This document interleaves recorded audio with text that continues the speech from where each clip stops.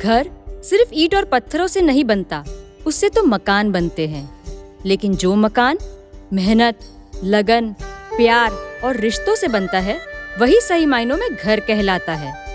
हम बात कर रहे हैं राजस्थान के तखतगढ़ गांव के बालाना गली के उस घर की, जहां एक महान हस्ती ने जन्म लिया और बड़े होने पर इस घर को ये नया रूप दिया। जी हाँ, आपने सही पहचाना। ये महान हस्ती और कोई नहीं, बदामी बेन और गुलाबचंद जी जवानमल जी जैन के ज्येष्ठ पुत्र अंबालाल जी जैन है।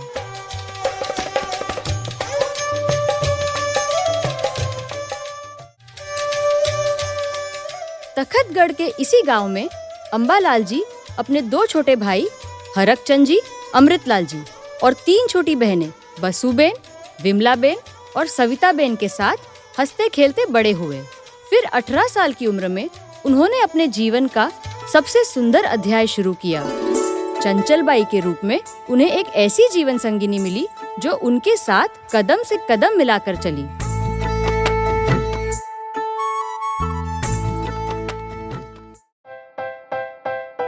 बस फिर क्या था, आंखों में लिए सपने, दिल में लिए अरमान, अंबालाल जी चल दिए भरने अपनी उड़ान। उज्जवल भविष्य की मन में लिए लहर, आ पहुँचे वो सपनों की नगरी मुंबई शहर।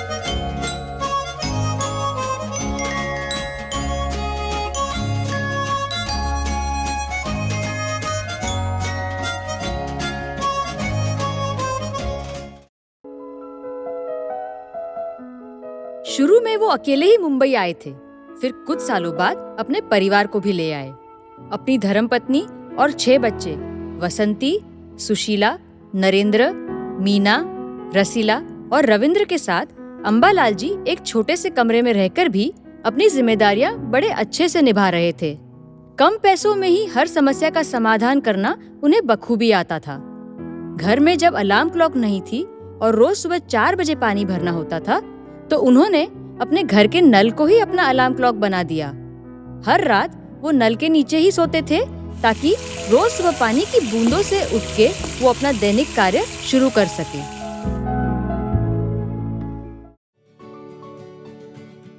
3 साल नौकरी करने के बाद अपने परिवार के साथ बड़ी मेहनत और लगन से उन्होंने खुद की पहली रिटेल दुकान गुलाब ज्वेलर्स के नाम से डोंगरी में शुरू की।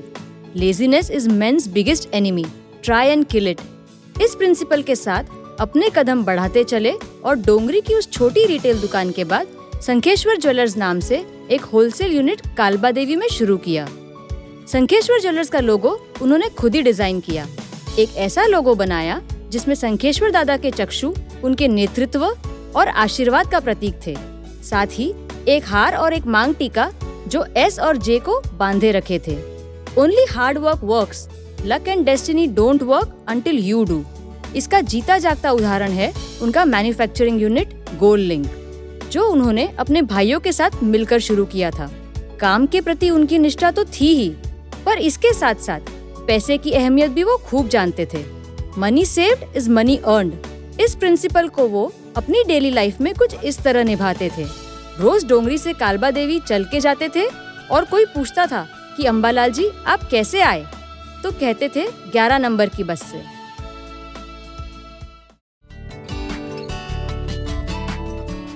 इन ऊंचाइयों तक वो अपनी मेहनत, समर्पण और निष्ठा के साथ साथ जीवन में अनुशासन का पालन करके पहुंचे थे। व्यक्तिगत हो या व्यावसायिक हो, हर छोटी से छोटी चीज को दृढ़ता और अनुशासन के साथ करते थे।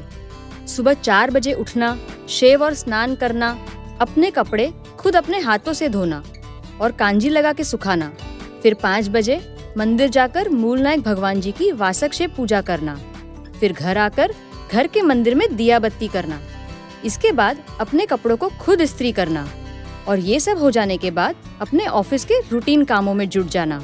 हार्ट सर्जरी और कई छोटी मोटी बीमारियों के बावजूद आज 90 वर्ष की उम्र में भी वो अपना ये रूटीन काम नहीं छोड़ते। उनके शरीर में मानो जैसे एक 24/7 काम करने की मशीन डाल रखी थी।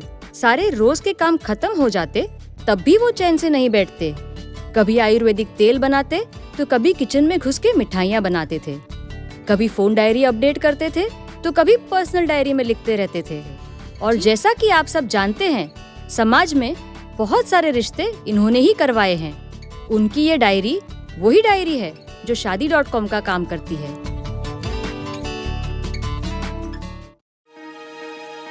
अपनी धार्मिक प्रवृत्ति के कारण भगवान की कृपा सदा उन पर रहती थी। उन्हें अपने जीवन काल में कई बार मूर्ति भराने और विराजमान करने का अवसर मिला। वैसे तो उन्होंने बिजनेस में अपना लोहा मनवाया ही है, पर साथ ही सामाजिक कार्यों में भी अग्रणी रहे हैं। उन्होंने हमेशा आगे रहकर अपनी बुद्धिमत्ता और सलाह से लोगों की मदद की है। इसी वजह से सब लोग उन्हें प्यार और आदर से बासा या टोपी वाले बासा कहकर संबोधित करते हैं। जब भी समाज के लिए कुछ कर दिखाने की बारी आती तो वहाँ भी वे अपना तन, मन और धन समर्पित करते थे। यही कारण है कि वो कई सारे संगठनों के ट्रस्टी, अध्यक्ष या हिस्सा रह चुके हैं। कहते हैं जीवन में परिवार के बिना कुछ नहीं। बासा और बाई ने अपने सभी बच्चों को अच्छे संस्कार और शिक्षा देकर बड़ा किया और उनकी शादी करवाकर अपनी जिम्मेदारियां अच्छी तरह से निभाई। घर में जगह हो न हो, दिल में जगह होनी चाहिए, ऐसे श्रेष्ठ विचार और वैल्यूज सिखाने वाले बासा अपने सेकेंड जनरेशन के ही नहीं पर थर्ड जनरेशन के भी रोल मॉडल हैं। परिवार के इसी प्यार और सपोर्ट के चलते छोटी सी चौल के 1 रूम से 1 अविघ्न के अपार्टमेंट तक का सफर उन्होंने तय किया।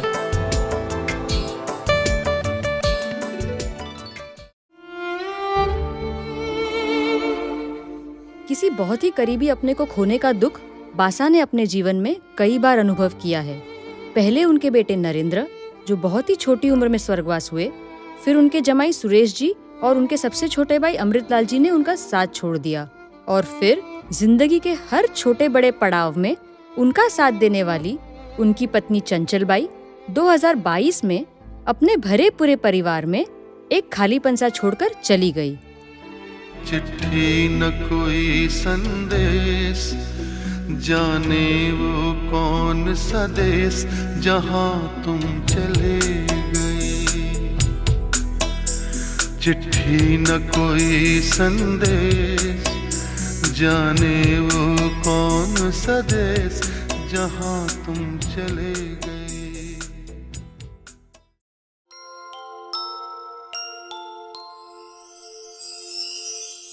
पर जैसे हर रात के बाद सवेरा होता है, हर अंधेरे के बाद उजाला होता है, वैसे ही अंबालाल जी के जीवन में भी दुख की घड़ियों के बाद ढेर सारी खुशियों की बारी थी।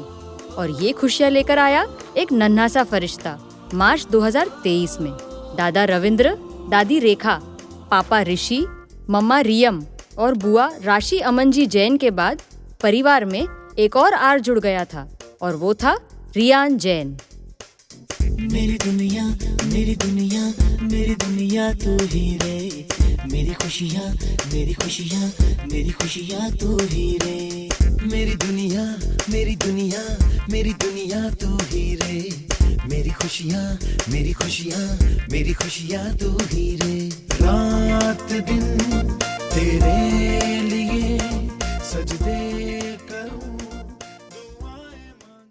भगवान की कृपा से ये घड़ी सुहानी आई। मन की सुरक्षिता भासे ये बेला है मन भाई। ये सीढ़ी तो सीढ़ी है सोने की, रिश्तों के संगम की। पूर्ण हुई सब मनोकामना, सपने और मुरादें, साथ चलेगी हर पल हर दम रिश्तों की बुनियादें। खुशियों से अब भर दो झोली हम सबकी। ये सीढ़ी है, एक पीढ़ी है, सोने